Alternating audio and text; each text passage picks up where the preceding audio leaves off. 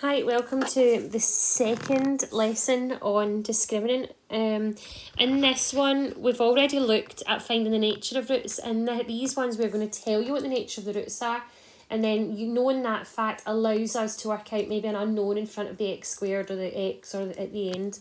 So the lesson intention is to be able to find the value of an unknown, given the nature of the roots. So I'm going to go straight into some examples. 3 to go.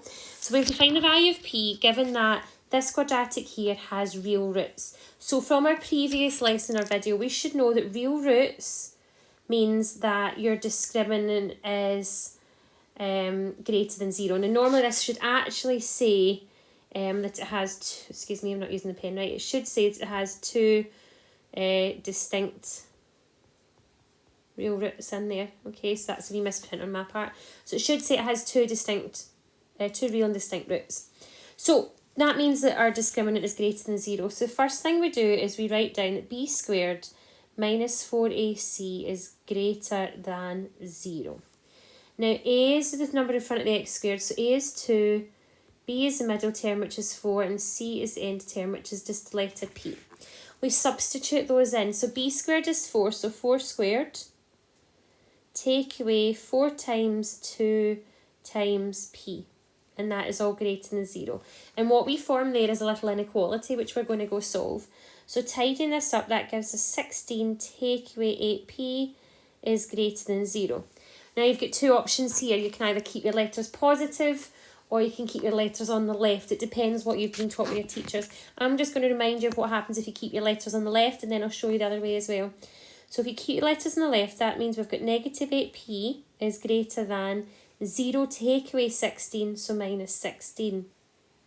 16 divided by 8 is 2, so we know that p is something to do with the number 2. The double negatives cancel out, but because you're dividing by a negative 8, you flip the arrow and it gives us p is less than 2. For the people who prefer to keep their letters positive, that you probably will move your 8p over, so you'll end up with 16 is greater than 8p. From there, 16 divided by 8 is just 2, so you have 2 is greater than p. Now, both of these answers are the exact same thing. The arrow is pointing to the 2. You may leave it like this, or you can rearrange that, keep the arrow pointing at the p though, and it gives you 2. So you choose which way you're used to, which way your teachers taught you. Okay? And that's that question done. It said find the value of p. So the answer is p is less than 2. Second one, find the range of values of p so that this one has no real roots. So no real roots was when your discriminant was less than 0. So we start with our discriminant is less than 0. At the side I'm going to write down that a is p, b is negative 2, and c is 3. So b squared is minus 2 squared, take away 4 times p times 3, and that's all less than 0. Negative 2 squared is 4, take away 12p is less than 0. So we've got another inequality like last time. If you're going to keep your negative p on that side, you can do that. 4 will become 0, take away 4, which is negative 4. Double negative is going to cancel out. We're dividing by a negative, so we're going to flip our arrow. 4 divided by 12 is a third. Please remember this is not 12 divided by 4, it is 4 divided by 12. And remember 4 over 12 as a fraction, looks like that, and it goes down to 1/3. Okay, and remember the other option from there is take the 12p over and you'll have like that, and then you'll have 4 over 12, which is a third, is less than p. So either of those two answers. So the range of values of p is that p is going to be greater than a third.